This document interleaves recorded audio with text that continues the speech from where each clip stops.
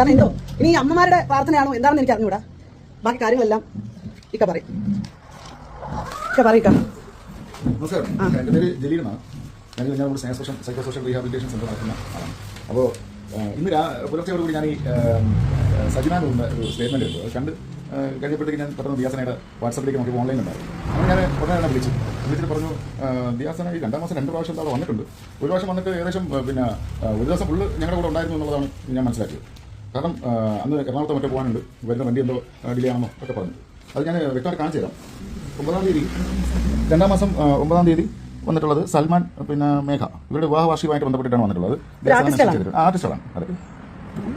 പിന്നെ 2-ാം മാസം 15-ാം തീയതി ദിയാസന.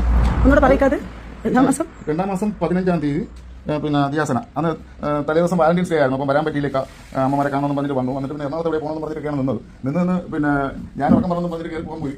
പിന്നെ വൈഫൊക്കെയാണ് കൂടെ ഇരുന്നത്. പിന്നെ അത് കഴിഞ്ഞ് ഇതിൽ 1:20 മണിയോട് കൂടി പോയി നമ്മൾ കാണിച്ചിരിക്കുന്നത്.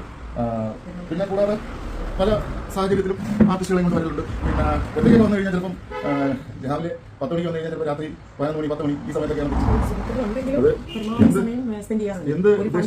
സുഹൃത്തുക്കളെ കൂടെ വരുന്നെങ്കിലും എനിക്ക് തോന്നുന്നു ഒരു 8-9 മണിക്കൂർ ഇവിടെ വരെ സ്പെൻഡ് ചെയ്തിട്ടേ പോകാറില്ല. അമ്മമാരുമായിട്ട് ഡാൻസ്, പാട്ട്, അവരെ എന്തെങ്കിലും ചെയ്യും, ഇന്നത്തെ കുറേ ആക്ടിവിറ്റികളായിട്ട് പുള്ളിക്കാർ എൻഗേജ് ആണ് ഇവിടെ. അത് കഴിഞ്ഞിട്ട് ഞങ്ങൾ പിന്നെ പുള്ളിക്കാരിയെ കോൺടാക്ട് ചെയ്തു. ഞങ്ങൾ ഇവിടെ ഒരു ഞങ്ങളുടെ ബിൽഡിംഗുമായിട്ട് ബന്ധപ്പെട്ട ഒരു ഇനോഗ്രേഷന് വേണ്ടി പുള്ളിക്കാരി ഇൻവൈറ്റ് ചെയ്യാൻ വിളിച്ചു. പുള്ളിക്കാരി ബിസിയാണ്, ഞങ്ങളുടെ പ്രാർത്ഥനയുണ്ട്, ഇനി എന്തെങ്കിലും ഒരു ആവശ്യത്തിന് ഞാൻ കുടിക്കോളാം എന്ന് എപ്പോഴാണ് ക്ലോസ് ചെയ്ത് നമ്മൾ. പിന്നെ ഞങ്ങൾ അന്ന് വന്നത് ആ സമയത്ത് സജന വന്നതിന്റെ ഒരു ഇതുണ്ടല്ലോ. അല്ല, സജന വന്നതിന്റെ വീഡിയോ എന്റെ ഇൻസ്റ്റാഗ്രാമിലുണ്ട്. അപ്പൊ മനസ്സിലാവും സജന ഇവിടെ വന്നിട്ടുണ്ടെന്ന്.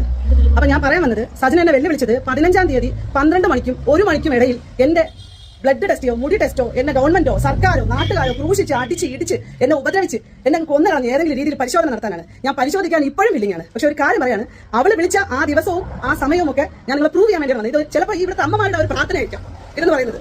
മനസ്സിലായില്ലേ? ഞാൻ അത്രയും ചലഞ്ച് ചെയ്തുകൊണ്ടാണ് ഞാൻ ഇവിടെ നിൽക്കുന്നത്. ഇത് പറയാനാണ് ഞാൻ ഇവിടെ വന്നത്. അപ്പോഴേ റസൂൽ പൂക്കുട്ടിയും സജനയും തമ്മിലുള്ള വിഷയം നമ്മൾ വലിയ രീതിയിൽ ചർച്ച ചെയ്തുകൊണ്ടിരിക്കുക. ഈ ചർച്ച മറയ്ക്കാൻ വേണ്ടിയിട്ട് ദിയാസനയുടെ മേലിൽ ഒരു വലിയൊരു അലിഗേഷൻ. എനിക്കും കുടുംബമുണ്ട്, എന്റെ റെസ്പോൺസിബിലിറ്റീസ് എല്ലാം ഞാൻ സഹായിച്ചതിന്റെ പേരിലാണ് ഞാൻ ഈ പഴി മുഴുവൻ കേൾക്കുന്നത്. ഞാൻ 2-3 ദിവസമായി പലരും വന്ന് എന്റെ അടുത്ത് പല രീതിയിൽ സംസാരിക്കുന്നു. എനിക്ക് പ്രശ്നമില്ല, കാരണം ഞാൻ ഇതുപോലുള്ള വലിയ വലിയ വലിയ പ്രതിസന്ധികൾ കടന്നു വന്നവൾ തന്നെയാണ്. എന്നെ